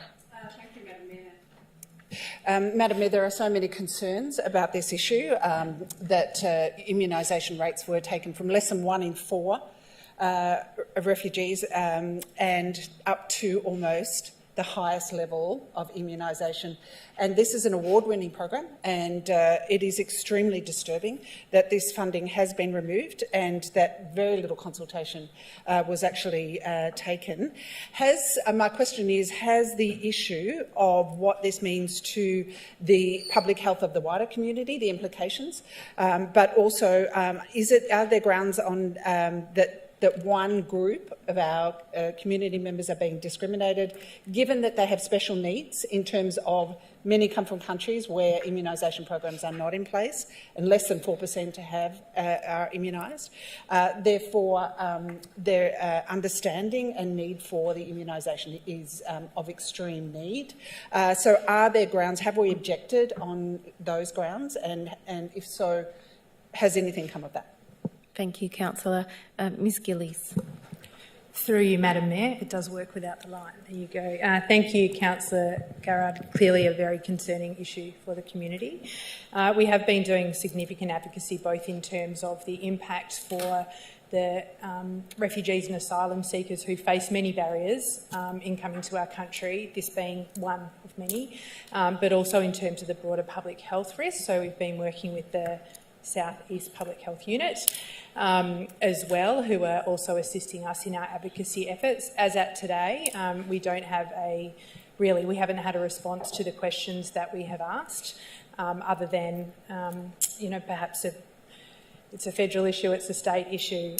So we're navigating both of those discussion lines off the back of, we wanted to obviously ensure that council and the community are aware of this challenge that we're facing tomorrow. We've also, given that we haven't had a response, we've got our next round of communications ready to go, including to the Premier's office. So that will happen from tomorrow. In terms of community groups that are most significantly impacted, look, it's all refugees and asylum seekers. We do know, though, that there are, I think it's close to 15,000 additional places for Afghan nationals over the coming 4 years. So we do know that there would be a higher proportion of Afghani refugees and asylum seekers impacted by this, but essentially it's every refugee and asylum seeker that comes into our municipality. We know that through data from AIMS, who are the primary settlement agency, 45% of refugees and asylum seekers do settle in our municipality, and then secondary settlement, another 5% also relocate here. So it's a significant issue for our community, advocating as strongly as we can, and certainly we'll keep Council updated with any outcomes. Thank you, Ms Gillies. Can I just say thank you to the Council for their efforts, and let's hope we're successful. Thank you, Councillor Garrard. Are there any other questions, councillors? Is there any opposition? As there's no opposition, I declare this item carried. Thank you. Mayor. Yes, Councillor Dark, you wish to speak? Yes, thank you, Mayor. I just wish to, I suppose, thank my colleagues for supporting this. And I must say, of all my time on this council, and I understand the pressures that government authorities do have with budgetary implications, to cut such a vital program for our residents, for our community, is absolutely disgusting. It is a gutless move by the state government to not respond to any queries and inquiries that we make, and the risk that this puts not only to asylum seekers and refugees who come to this country, but to other people who have low immune systems, who are living in the community, who come to the area. The first thing that happens when a state government cuts a vital program like this is we face the significant risk of an outbreak. If we have an outbreak, do we have the systems in place to be able to protect ourselves? Do we have the right or the ability to be able to ensure that our community is protected against it? These sort of things that we vaccinate against, that we immunise against, are huge, huge issues. They cause devastating health impacts. Measles, mumps, rubella, chicken pox, you name it, it causes significant risks. And to have no response from the state government, even though we are crying out saying it is only $600,000 out of a multi-billion-dollar state budget, just shows that they're cutting in the wrong services and they're putting at risk our community. So hopefully, with this report being noted and the pressure this council puts on, the state government actually pays attention and looks to see what options they can do to about ensuring that the basic standards of protecting our community are upheld. Thank you, Councillor Dark. Item 4.3, Finance and Budget. 4.3.1, June 2023 Financial Report Interim Results. Moved by Councillor Mehmeti, seconded by Councillor Garrard. Are there any questions, councillors? Is there any opposition? As there's no opposition, I declare this item carried. Thank you, Mayor. Councillor Mehmeti. It's great to see that the 2023 interim results include a $3.899 million surplus, which $899,000 will go to the mid-year budget and $3 million will go to the major project reserve fund. So it's a good, healthy finish for council. Thank you. Thank you, Councillor Mehmeti. Item 4.3.2, 2022 to 23 Annual Financial Statements. Moved by Councillor Garrard, seconded by Councillor Lim. Are there any questions, councillors? Is there any opposition? As there's no opposition, I declare this item carried. Item 5, Notices of Motion. There are no notices of motion this evening, so I will move on to item 6, onto reports from councillors, delegated members and councillors' questions. I'll start with Councillor Milkovich. Thank you, Madam Mayor. Just one question tonight to the relevant officer. One of our residents reported an issue with an uneven footpath on a corner of Sutherland Road and Princess Highway Service Road, which is 167 Princess Highway, Dandenong. And there was a merit raised. I've got a merit number here. It's been a couple of months now. Nothing's been done in regards to the uneven footpath or the assessment of the great big massive tree that's sort of disrupting the fences and all that sort of stuff. So if I can forward this merit to a relevant officer to just investigate and see where we're at with this. Thank you. Thank you, Councillor Milkovich. Yes, Madam Mayor, we'll chase that up. Thank you. Thank you, Ms Betherall. Thank you. That's it for me. Thank you, Councillor Milkovich. Councillor Dark. Thank you, Mayor. Mayor, the first thing I should say, and I know I mentioned this at the last council meeting as well, but the Wokta Reserve Playground is finally open. And the weekend it opened, we had phenomenal weather, which actually was a huge turnout when I went down there and I went to pull into the tennis club car park. It was the first time that I actually have never been able to find a car park spot nearby. Bloomfield Road was also very, very busy, and down on Kingscliff, there was just cars everywhere as people were going out, and the feedback from the residents has been really, really good. With the exception of a couple of triggers with that. One is that I've had a couple of queries for some requests for some additional bins to be put at the site near the playground. There's only 2 bins at the moment, one red and one yellow recyclable bin, and there was people having parties and things on the weekend with the pergolas, and there's just nowhere to put the rubbish and waste. So if we could please have a look at that. And the second part of that question as well that came from a couple of residents, with the Wokta Reserve wetlands with the bridge that walks through, there's actually a gap in the middle where there's actually nowhere to sit. And an older resident had asked me about the opportunity of potentially looking at putting a bench seat on the side away from the walkway, whereas people can sit and watch ducks and sort of have a stop point between walking around. If we could please get those. Thank you, Councillor Dark. Yes, Madam Mayor, we take note of both those, and thank you for those good suggestions, Councillor Dark. Thank you. Ms Weatherall. Councillor Dark. Thank you, Mayor. Mayor, my next question comes from a query that I raised regarding a resident in Sheffield Street in Keysborough, and I've raised this a couple of times to do with a tree that has dropped gum nuts and leaf matter on the ground, and it's been a trip hazard. The residents have spoken to the council's arborist a couple of times, and they actually reached out to me because the husband had a fall walking down the street using a walker that he uses. And a further request was made to the Director for Engineering Services, and then subsequently the arborist followed that up with them as well. The disappointing part that's come back to me in both the resident called me and I didn't at the time believe it was correct, and then subsequently the officer sent me an email saying the same thing, was instead of actually taking, I suppose, a proactive approach about what can be done by picking the leaf matter up, a referral was made to the aged care services to increase support for the resident so that he's able to, I suppose, manoeuvre around. The risks that they're raising, what they want is, one, if the tree can't be cut down, whether there's opportunity for regular street sweeping, given the amount of leaf matter and green matter that's clogging up the footpath here, and subsequently caused a fall. Thank you, Councillor Dark. I'll put that question to Mr Trinkagana. Thank you, Mayor. I'm happy to have a close look at that with those extra suggestions and get back to Councillor Dark. Thank you, Mr Trinkagana. Councillor Dark. Thank you, Mayor. Mayor, my third question is regarding a resident inquiry I had at Lawanda Street in Keysborough in my ward. Lawanda Street has a thoroughfare that runs parallel to Perry Road, but actually doesn't have an entrance onto Perry Road. This residence had a lot of cars coming up and down, people trying to get onto Perry Road, realising that they can't get through in a shortcut. They've had a query whether there was a possibility of putting a sign at the front closer to Kimbinda Drive where there's capacity to put a sign saying no thoroughfare or no entrance through to Perry Road, just to stop the amount of cars that keep coming in a circular mode, whether we can do something about that. Thank you, Councillor. Ms Yes, Weatherall. Madam Mayor, we'll take a look at that, but that sounds like a sensible idea. Thank you, Ms Weatherall. Councillor Dark. Thank you, Mayor. And just one final statement as well. I just want to congratulate one of my residents and an old work colleague of mine, actually, many, many years ago when I used to work at Masters Home Improvement, Janine Nini Durston, who is an artist that lives in my ward, and she's an artist who's done a lot of work. And over the years, I've been pushing very hard for local artists who live in our municipality to be able to have their say and actually get some artwork up. And at the moment, she's actually featured in the Beachcoming artwork, which is in Garner Lane, in the light boxes there as well. She's had an in-house residency as well in a couple of the things that we've had in the city of Greater Dandenong. So it's very, very exciting to see local residents getting a chance to have their artwork showcased in our community. Thank you.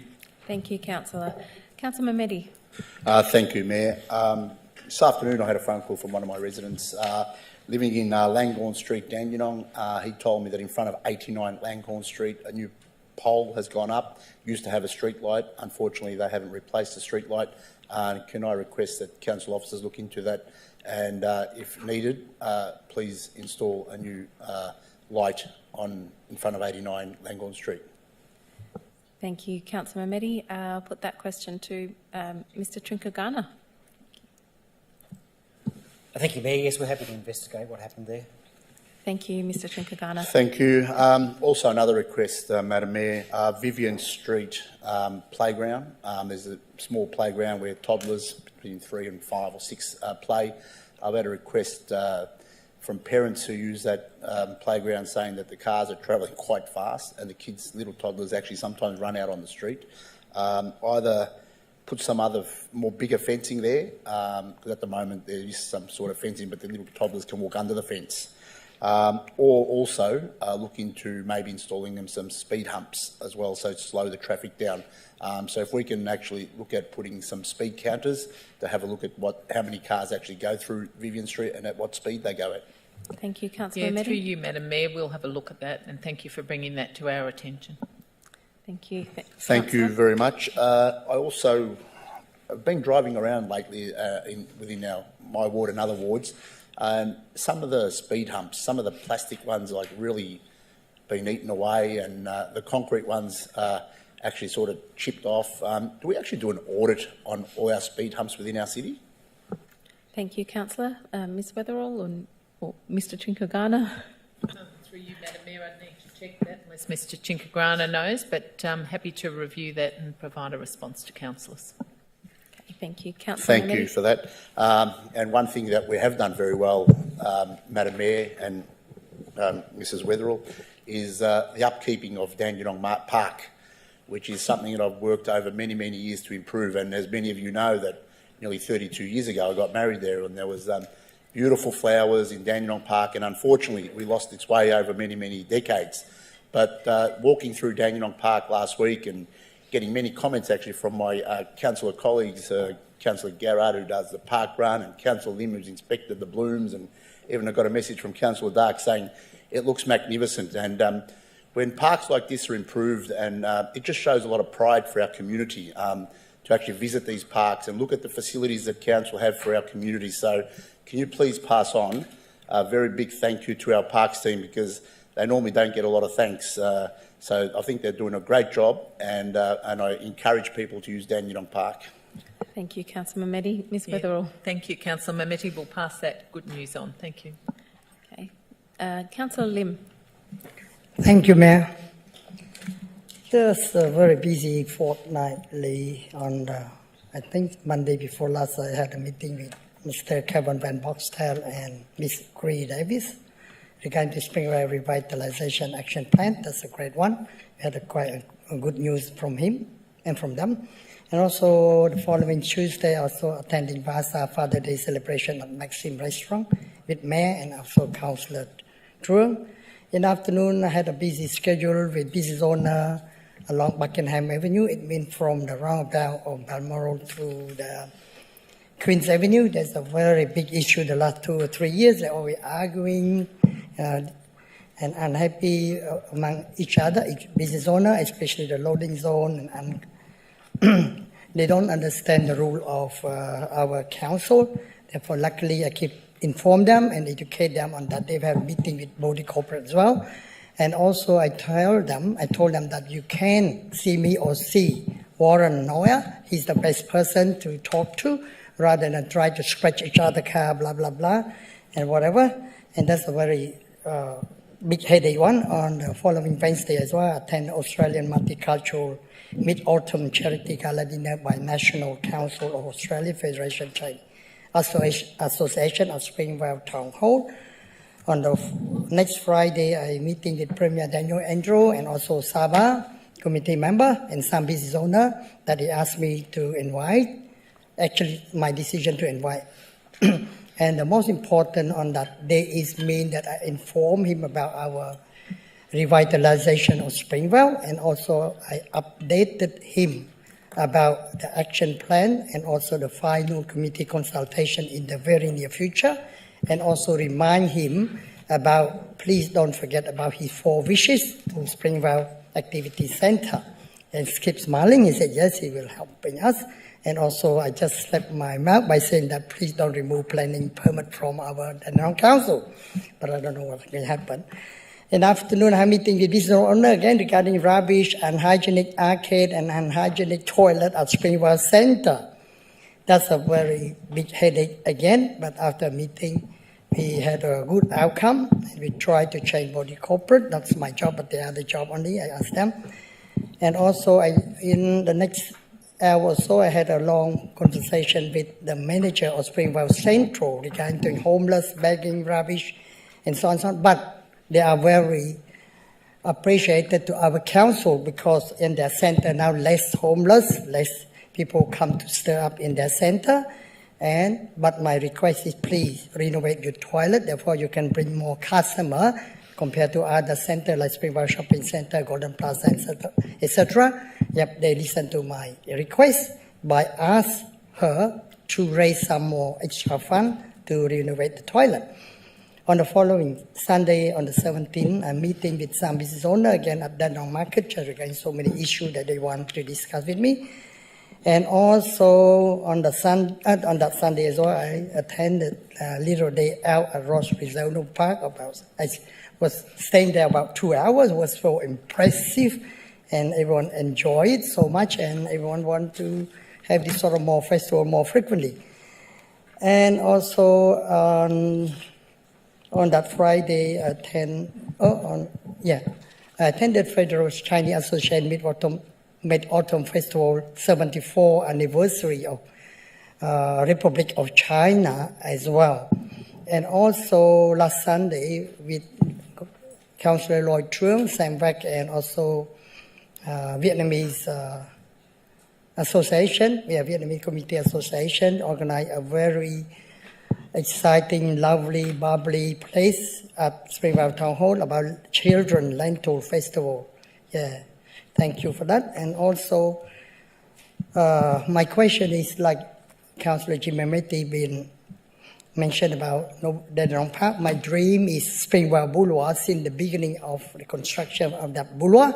I keep asking our council to put flower exactly like Dandenong Park at both sides of the street. That make Springvale going to be very sensational, very attractive. But up to now, we still haven't seen any flower along that street at all. Even the grand opening, not even one flower along the street. That's what I'm.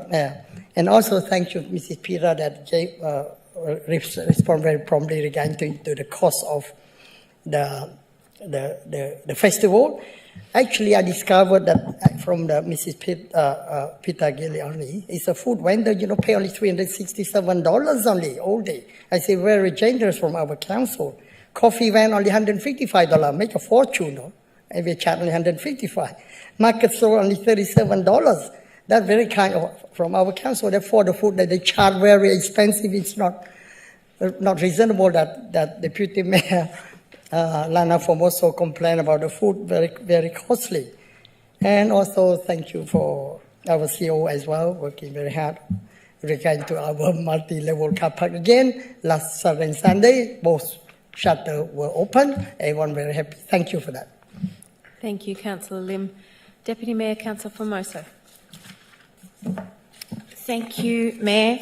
I'll table all the events that I've been to these past few weeks because there have been quite a few.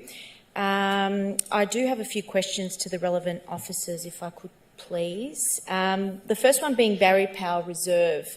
Obviously, I'm working really hard to have this master plan fulfilled in stages, and it has been quite a rigorous thing that we need to do, and obviously with our budget the way that it is, it's going to take us some time to do so. So I'm constantly putting it in my annual CIP budget.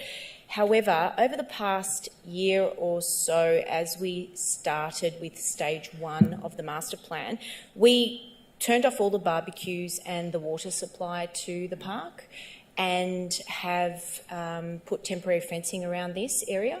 And I understood that that's probably what we needed to do during the first stage. However, it's been a year now. We haven't commenced further stages. So just wondering why we haven't had access to the barbecues and the water in the past year. And if we could please rectify that as soon as possible, please.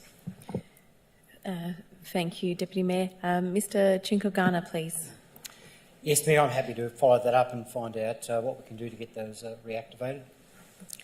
Thank you, Mr. Chinkogana. Deputy Mayor. Thank you so much. The second question is related to our mowing schedule, and I've raised this on quite a few occasions, and I did ask for a list of when the mowing takes place in our municipality, in particular my ward, and I have noticed that a few of my parks haven't been mowed in recent days, weeks, perhaps months. I hope not months. So if I could please have the relevant officer explain to me if there have been any delays and if I could get a copy of that schedule, please. Thank you, Deputy Mayor. Through you, Madam Ms. Mayor, I'm Weatherall? happy to answer that. I actually met with the mowing crew last week. This is the time of year when we have our fastest spring growing season, so that could be a reason for the delay, but I will follow that up and will respond to you. Thank you, Ms. Weatherall. Deputy Great. Mayor. Thanks, Ms. Weatherall. And the third thing I wanted to bring to everyone's attention is that the My Room Children's Cancer Charity Telethon will be on Channel 9 this Friday, 7:30 p.m. Obviously, they do incredible work in the children's cancer space, so I really urge everyone to tune in, watch it. It's going to be a fantastic event. My family and I will be in the crowd, and really hope that many of our community members can donate on the night, as they do incredible work for children with cancer and eradicating it and trying to find a 100% cure. So if everyone could please tune in and donate anything that they possibly can, that would be fantastic. And that's basically all from me. Thanks, Mayor. Thank you, Deputy Mayor. Councillor Formoso. Councillor Tan. Thank you, Mayor. So firstly, I just want to provide some of the events that I attended to the last 2 weeks. So first one was the Australian Multiculturals Mid-Autumn's Charity Gala, which hosted by the National Council of Australian Federal Chinese Association of Vietnam, Cambodia and Laos. And also just want to mention, so during the Mid-Autumn's or the Moon Festival is one of the most important traditional in Chinese tradition, plus Vietnamese and some of the Southeast area. So I just want to say, so congratulations to all the organisation that's organised the Mid-Autumn Festival. The actual event was on the 24th, which is yesterday. I also attended one of the highlights for the last 2 weeks, which is the Little Day Out. That's hosted by council and at the Ross Reserve. I just want to say congratulations and thank you to our council staff, especially the volunteer, and everyone has done a great job on these events. We've got a great turnout, really great turnout. Obviously, it's a great day as well. So about 7,800 people attend, which is a huge, great turnout. So I just want to say congratulations again to the Directorate Community Service, and also the only feedback that I received, mainly from the family, maybe just moving forward for next year, maybe we kind of try to find something more affordable for family, especially to do with face painting price or food trucks. So find something that is more affordable for some of the family. If they have more kids, then they can attend and have a great time. So apart from that, great work, guys. And the third one, I attended the opening of the 2023 Children Latin Festival, which is celebrated or hosted by the Vietnamese community. And thank you to a lot of huge crowd as well at Springwell Town Hall yesterday, and thank you for the organizer for doing a great job. We've seen a lot of young performers, which is great to see. They are very talented. I do have some questions for tonight. So the first one through you, Mayor, to the relevant officer. So this is regarding to the, I can see the installation of the raised platforms along the Bloomfield Road have been completed. My question is just regarding to the one of the roundabout at Bloomfield Road and Jarraman. So there's a huge damage at this roundabout. So I just want to ask the relevant officer, has this been addressed? Have you looked into this? If not, why not? Thank you. Thank you, Councillor Tan. Mr Trincogarna, can you please respond? Thank you, Mayor. Yes, whilst the project appears complete, we haven't signed off on the final contract, so there's an opportunity to have defects rectified as part of that process. Thank you, Mr Trincogarna. Councillor Tan? Thank you. My second question regarding to the Leonard Avenue, Noble Park Streetscape project. So I believe, as I'm aware, that the project will be completed by end of this month. Could the relevant officer please provide what the status at this stage, please? What's the progress? Thanks. Thank you, Councillor Tan. Mr Chinkagana, is that you or is that Mr Thorley? Yeah, I'm happy to follow up and Thank provide you. an update for Councillor Tan. Thank you, Mr Chinkagana. Thank you. And the other one's just regarding, it's your ward, Mayor, pretty much like on the border. Could the relevant officer please provide the update on the railway parade, the Noah Park streetscape upgrade? Any update on this yet? Thank you, Councillor Tan. Mr Chinkagana? Similarly, I'm happy to follow up with that, but that project has reached practical completion. So it's in operation by the community, but if there's any further updates I can provide, I will follow that up. Thank you, Mr Chinkagana. Councillor Tan? Thank you. Last question. This is regarding to recently Council has announced the plastic recycling program and has advised that there's a few drop-off points to drop off the soft plastic. Has it been started yet? Because over the weekend I attended the one of the drop-off location, Noah Park Aquatic Centre. I couldn't see any orange bin, so I just want to find out when does this program started. Thanks. Thank you, Councillor Tan. I'll put that question to Ms Weatherall. Yeah, through you, Madam Mayor. We'll just take that on notice. I'll get the details and circulate to councillors. I do know that the drop-off bin is at the Civic Centre here in Dandenong. Has walked past it quite a few times, so I do believe they are out and about, or really steady in the one place, but throughout the municipality. But thank you, Councillor Tan. Any further questions?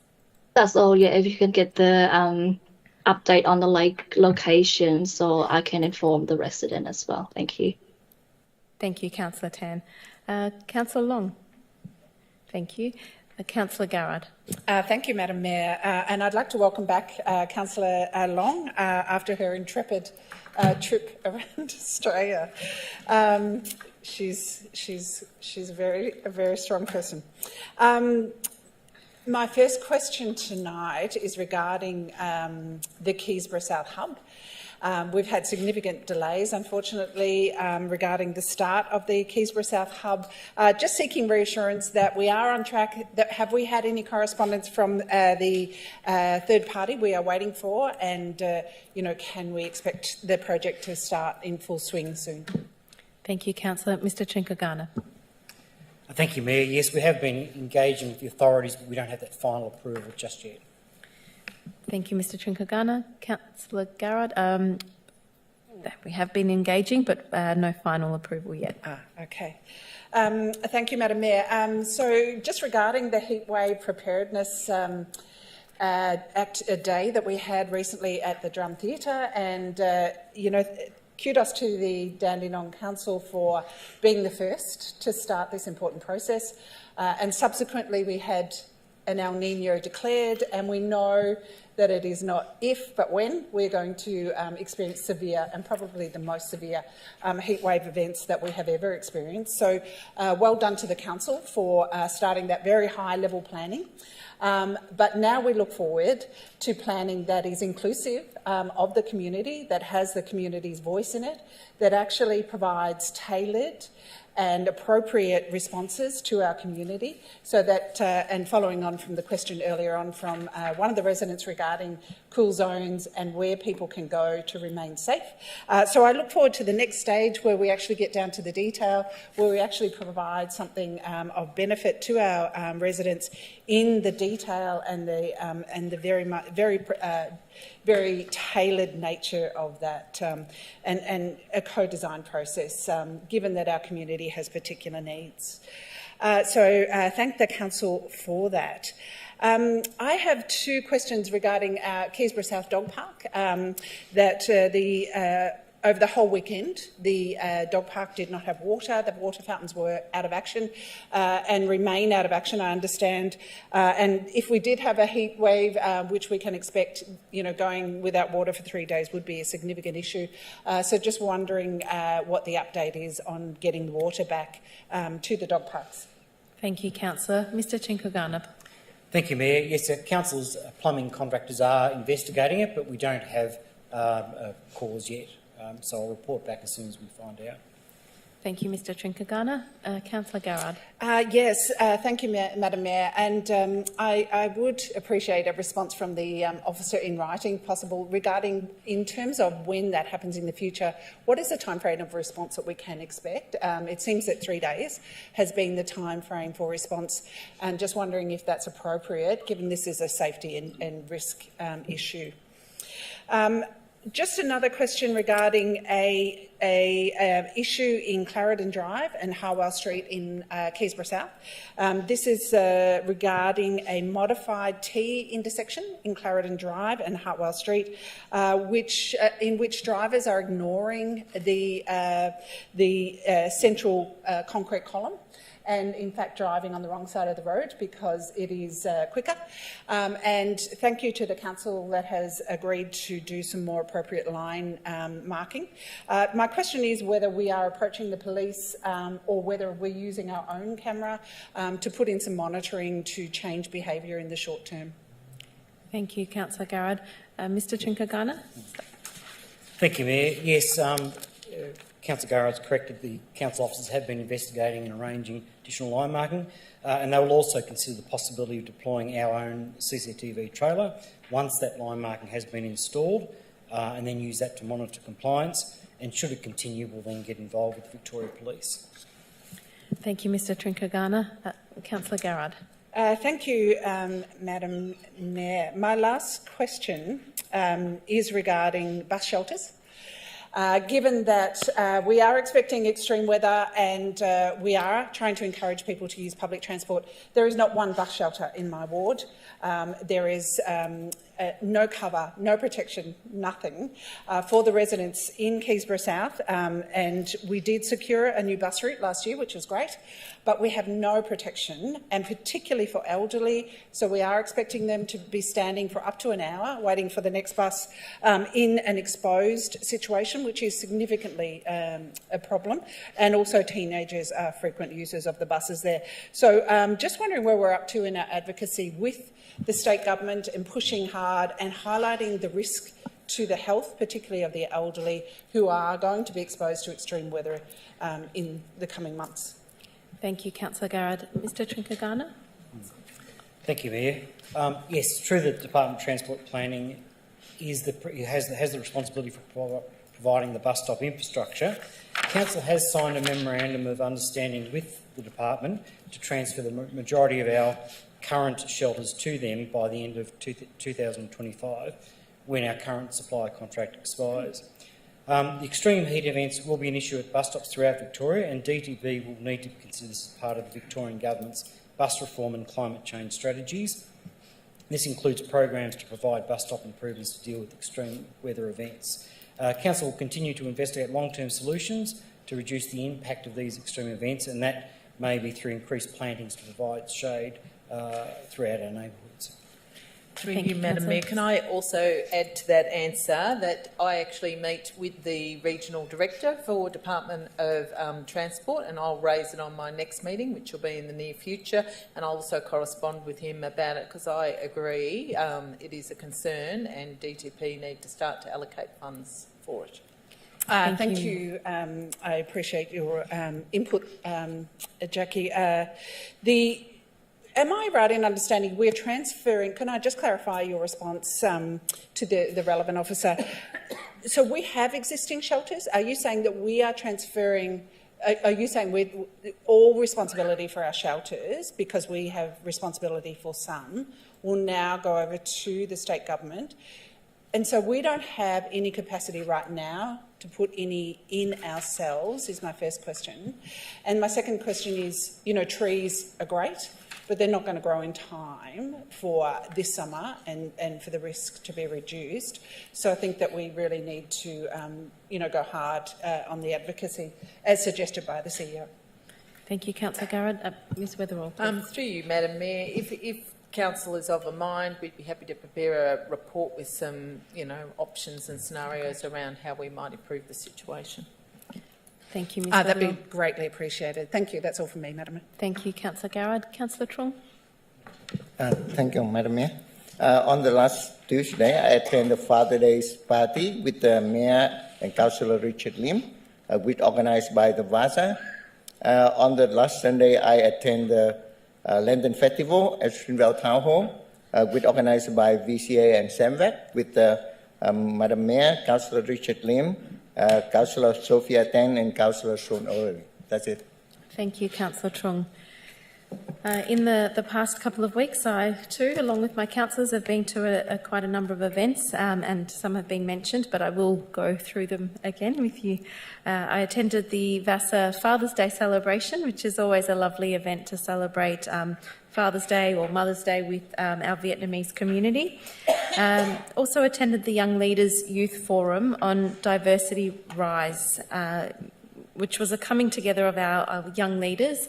One of their projects was to hold a youth forum on diversity and the issue of racism in our community, particularly from a young person's perspective. And so we had a great panel of diverse people from diverse backgrounds, and it was just a wonderful opportunity for young people to feel that they are heard in regards to issues of racism and the challenges of being perhaps a coloured person as well. So it was great to be there with young people, but also as a woman of colour and a woman that is a leader in our community, to be able to give our young residents, I guess, a bit of hope that they too can be leaders in our community as well, regardless of some of the challenges that sometimes comes with being someone of colour.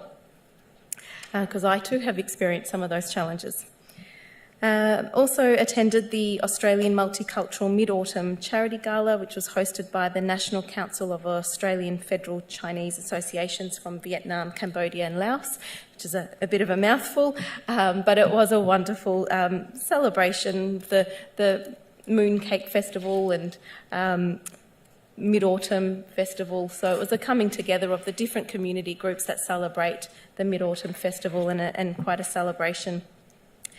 I attended Burke and Beyond graduation performance play. Their performance was called Meet Me at the Altar, and they are truly a wonderful group of young people who perhaps have some learning difficulties or some challenges, but are really supported by a wonderful group with Burke and Beyond, and undergoing courses at Chisholm TAFE as well. So a great partnership there, but a wonderful group that really appreciates seeing the Mayor attend their performance, and so they've just got a great sense of humour and really a fantastic entertainment. Also attended the citizenship ceremony that was held here in the Chambers on Citizenship Day.